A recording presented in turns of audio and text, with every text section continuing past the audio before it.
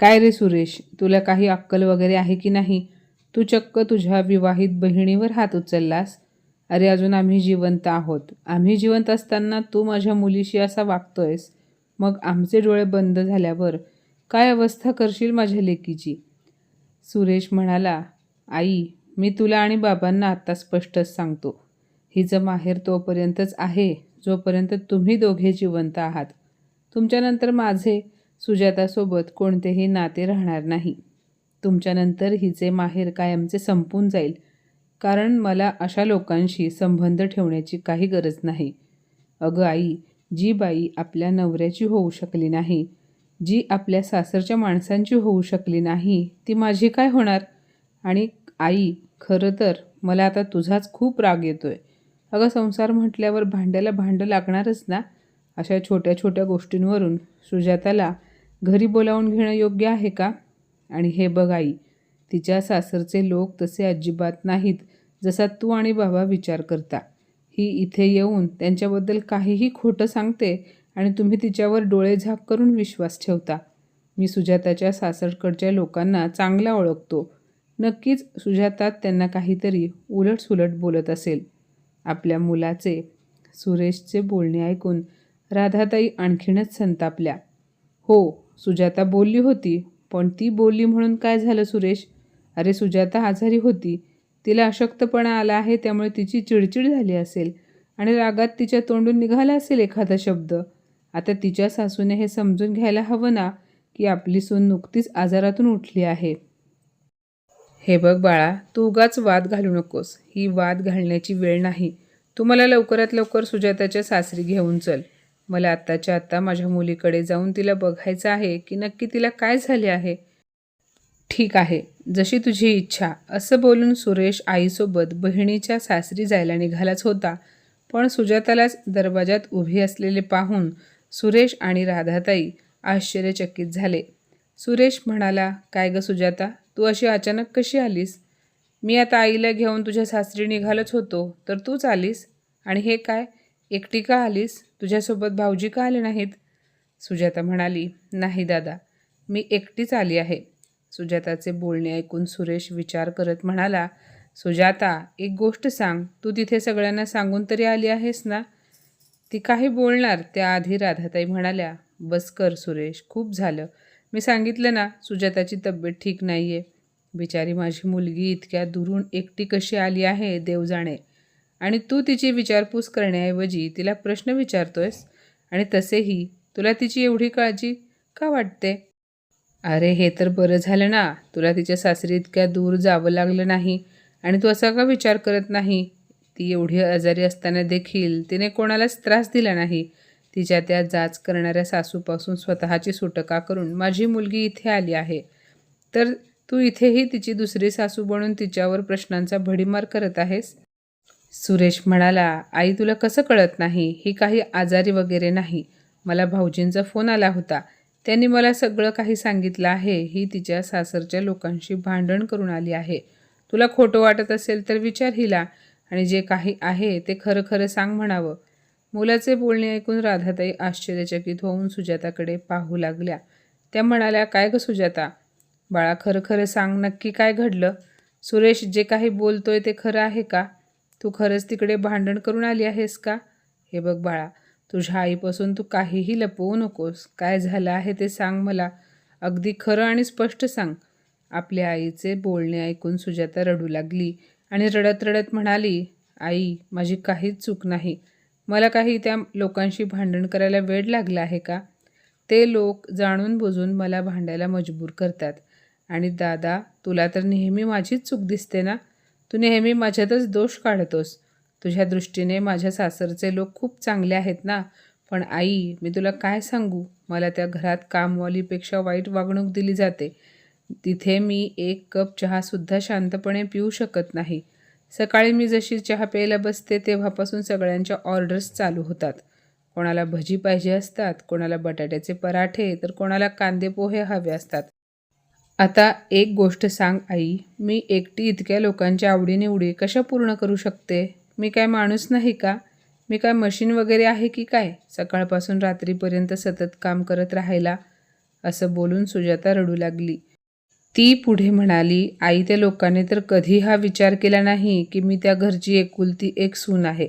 त्यामुळे आपल्या एकुलत्या एका सुनेचे थोडेसे लाड करावेत, तिच्यावर थोडंसं प्रेम करावं. पण नाही, मला फक्त नोकरासारखं राबवून घेतात. आणि खरं सांगायचं झालं तर आई, माझी तब्येत वगैरे खराब नव्हती. मी तुझ्याशी खोटं बोलले होते. मी तिथे खरंच त्या लोकांच्या त्रासाला कंटाळून भांडण करून इकडे आले आहे. पण आता मी काही तिकडे जाणार नाही आणि मला तिकडे जाण्यासाठी कोणीही जबरदस्ती करणार नाही, आत्ताच सांगून ठेवते. असे बोलून सुजाताने जणू काही एक निर्णय जाहीर केला. आपल्या मुलीचे बोलणे ऐकून राधाताई घाबरल्या. त्या विचार करू लागल्या, जर ही खरंच सासरी परत गेली नाही तर काय होईल? मग सुजाताला खूप प्रेमाने समजावत राधाताई म्हणाल्या, हे बघ बाळा, ते तुझे सासर आहे, त्यामुळे थोडेफार तर खटके उडतच राहतील. काही गोष्टी त्या लोकांनीही समजून घ्यायला हव्यात आणि काही तुलाही सहन करावं लागेल. तरच घर संसार सुरळीत चालू शकेल.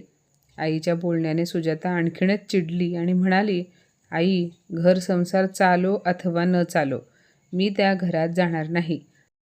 आता माझा जीव जरी गेला तरी मी जाणार नाही म्हणजे नाही.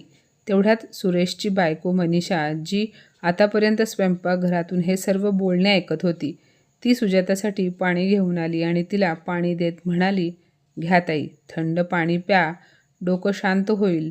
मनीषाचे बोलणे ऐकून सुजाताला समजलंच नाही की मनीषा तिचे सांत्वन करते आहे की तिला मुद्दाम बोलते आहे. तेवढ्यात मनीषा पुढे म्हणाली, बरं ताई, तुम्ही अशा अचानक न सांगता निघून आलात तर काही दिवस थांबणार आहात की आत्ता लगेच निघून जाणार आहात? मनीषाचे बोलणे ऐकताच सुजाता आणखीनच भडकली आणि म्हणाली, वहिनी, ही काय पद्धत आहे का विचारण्याची? हे माझे घर आहे, माझी मर्जी. मी कितीही दिवस राहीन आणि कधीही जाईन किंवा कायमची इथेच राहीन. तू कोण आहेस मला विचारणारी? आणि तसेही कोणतीही मुलगी आपल्या माहेरी आल्यावर एकाच दिवसात तर परत जात नाही ना. आता आले आहे तर काही दिवस थांबूनच जाईन. सुजाताचा राग बघून मनीषा हसून म्हणाली, हे काय ताई, तुम्ही तर रागावलात. मी तर असंच मस्करी म्हणून विचारत होते. दोघींमध्ये बोलणे आणखीन वाढू नये म्हणून मध्येच राधाताई मनीषाला म्हणाल्या, सुनबाई, ऐक ना, मी काही कामासाठी बाहेर चालले आहे. थोड्या वेळात परत येते, तोपर्यंत तू रात्रीच्या जेवणाची तयारी कर. आणि हो, आज रात्रीच्या जेवणात पुऱ्या, बटाट्याची भाजी आणि खीर बनवून ठेव. असं सांगून राधाताई निघून गेल्या आणि मनीषाही गुपचूप उठून स्वयंपाकघरात जेवणाची तयारी करायला लागली. सुरेशही राधाताईंसोबत बाहेर गेला. आता सुजाता एकटी हॉलमध्ये बसून आरामात मोबाईल बघत होती. साधारण अर्ध्या तासानंतर सुरेश येऊन तिच्या बाजूला बसला आणि म्हणाला, सुजाता, मला जरा एक ग्लास थंड पाणी आण, खूप तहान लागली आहे. सुजाता तर आधीपासूनच चिडचिड करणारी आणि उद्धट स्वभावाची होती. उद्धट बोलण्याची तिला इतकी सवय झाली होती की ती हे विसरून गेली की समोर तिचा मोठा भाऊ तिला पाणी मागतोय. ती लगेचच म्हणाली, दादा, आता तू मला पाणी आणायला सांगतोय, पण उद्या तू माझ्याकडूनच सगळी कामे करून घेशील म्हणून सांगते, मी काही तुला पाणी वगैरे देणार नाही. तुझ्या बायकोला सांग पाणी आणायला. सुजाताच्या बोलण्याने सुरेश आश्चर्यचकित झाला आणि तिच्याकडे पाहत म्हणाला, सुजाता, हा काय आगाऊपणा आहे? भाऊजी बरोबर बोलत होते. दिवसेंदिवस तुझा आगाऊपणा जरा जास्तच वाढत चालला आहे.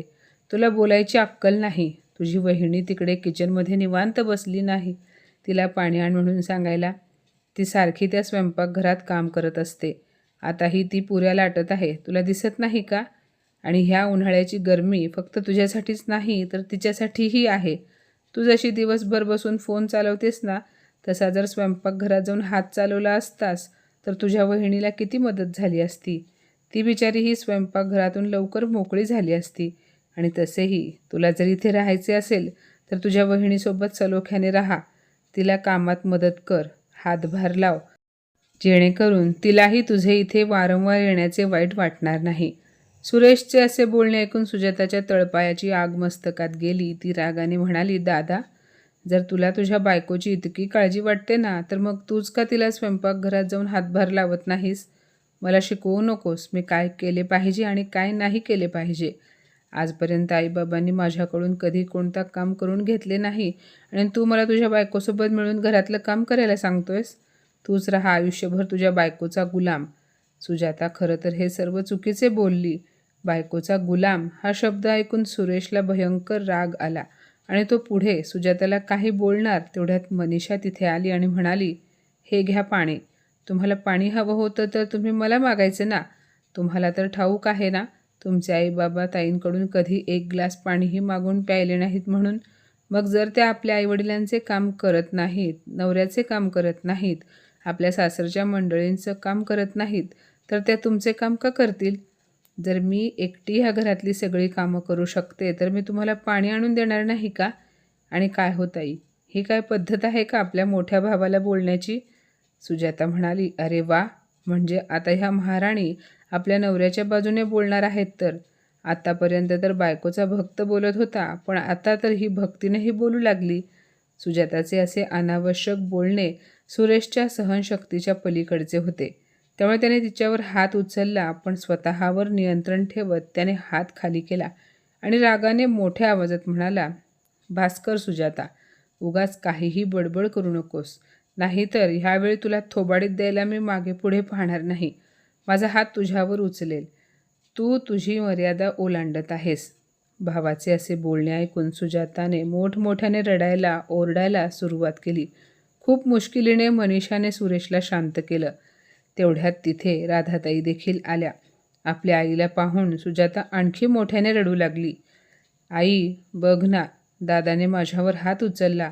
वहिनीसमोर मला मारायला माझ्या अंगावर धावून आला. आई, मला सांग, माझी या घरात काहीच इज्जत नाही का? मी ह्या घरची मुलगी नाही आहे का? माझा या घरावर कसलाही अधिकार नाही का? आई, दादा माझा द्वेष करतो. तू गेल्यानंतर ह्या दोघांनी मला खूप ऐकवलं आणि मी माझी बाजू मांडली की लगेच ह्याने बायकोसमोर माझ्यावर हातही उचलला. सुजाताचे बोलणे ऐकून राधाताई भयंकर चिडल्या आणि रागाने सुरेशकडे पाहत म्हणाल्या, सुरेश, हा काय मूर्खपणा आहे आणि तू तुझ्या विवाहित बहिणीवर हात उचललास? ही कोणती पद्धत आहे तुझी? सुरेश रागात होता. तो म्हणाला, आई.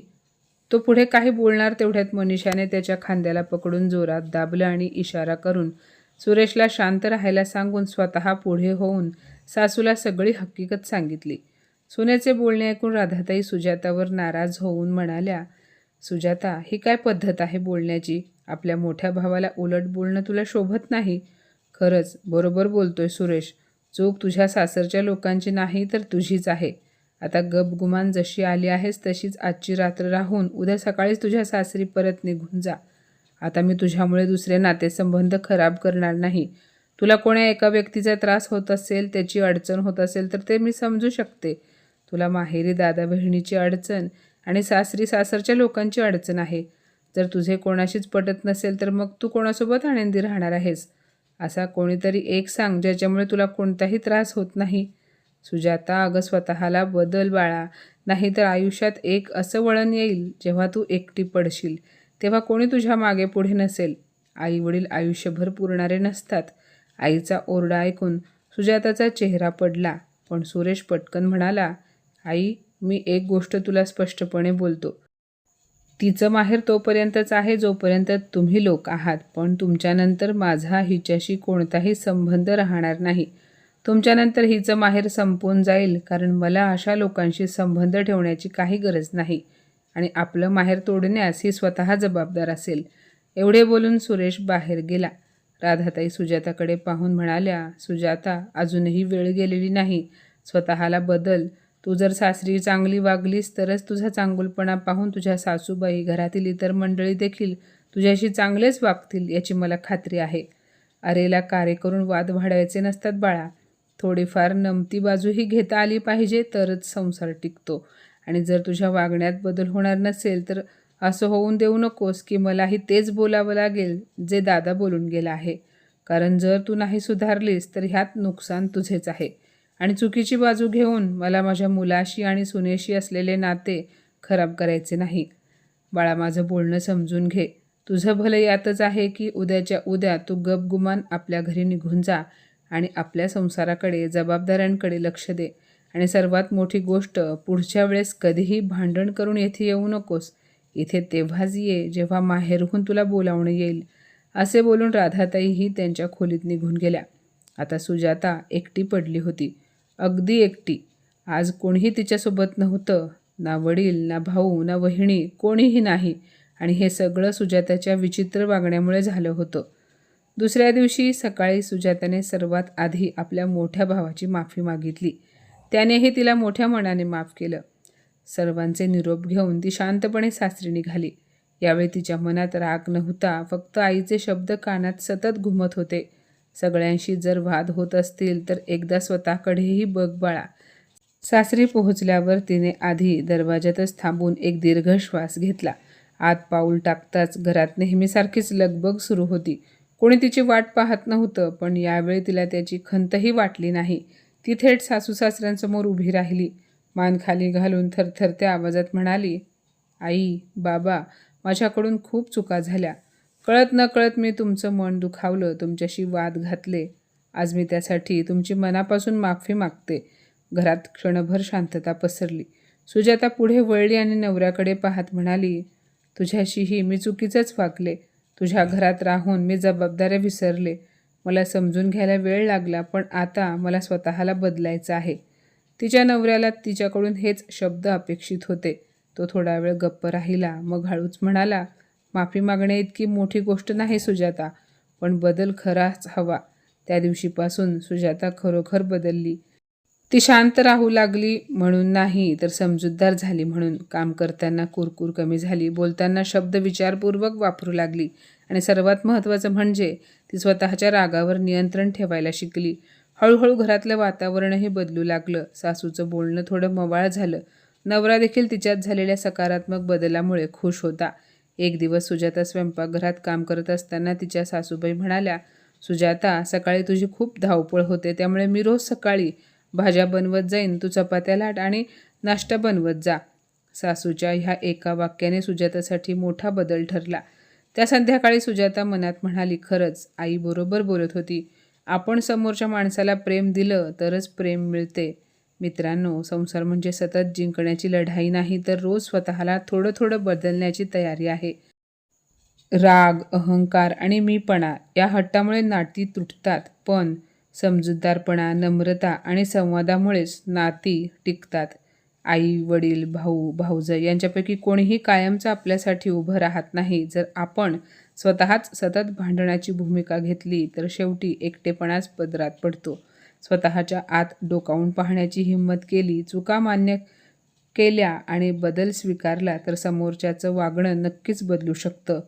जिद्द जिंकते, पण समजूतदारपणा संसार वाचवतो. बरोबर ना? तर माझ्या मित्रमैत्रिणींनो, आजची ही कथा तुम्हाला कशी वाटली कमेंटमध्ये नक्की सांगा आणि अशाच नवनवीन कथा ऐकण्यासाठी प्रज्ञा मराठी स्टोरीजला नक्की सबस्क्राईब करा. धन्यवाद.